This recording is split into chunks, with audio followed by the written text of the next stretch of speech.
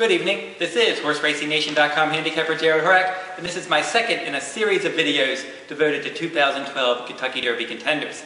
My first video was posted on September 10th, we're now at October 27th, so this is the Breeders' Cup edition of this video. My top 5 contenders from my top 10 from my original blog and video from September 10th. All 5 of those horses are going to be running on Breeders' Cup Day. So I thought we would take some time, just go over my top 5 here and talk about their chances on Breeders' Cup Day.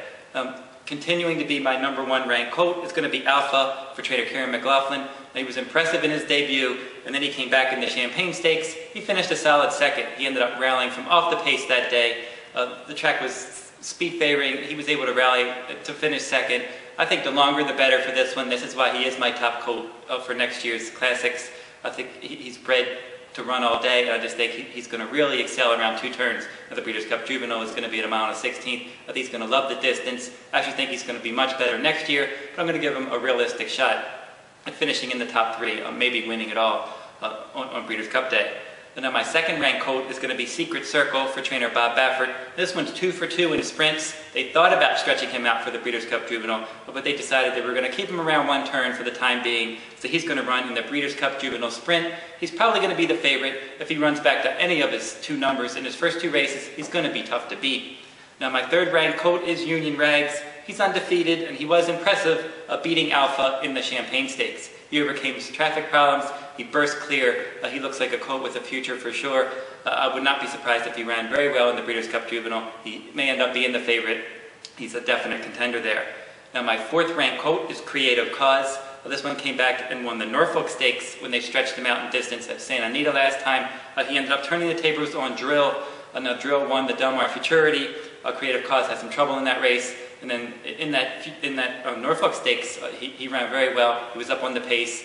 He took over. He finished strong, and I think that the distance of the juvenile should be right up his alley. And then ranked #5 right now is going to be Drill. As I mentioned, he finished second in the Norfolk. He looked like he was maybe a little bit green in his first 2-turn race. He didn't run his best race. He looked much more professional in that Del Mar Futurity. But you got to give him the benefit of the doubt. That was his first start around 2 turns. In the Norfolk. He was solid. He was clearly second best.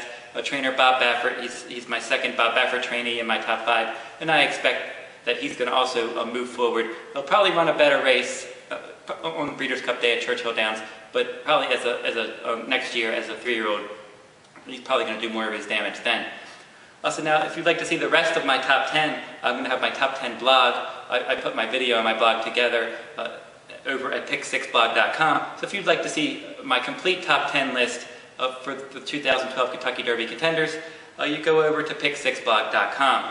I'll be back in November for my next video and blog on the road to the Kentucky Derby. And obviously I'm going to be writing more blogs as we go along and shooting more videos as we start to get more prep races and as we get closer to next year's Kentucky Derby. That'll wrap up this week's video race of the week. This is HorseRacingNation.com handicapper Jared Horak. Good luck at the races.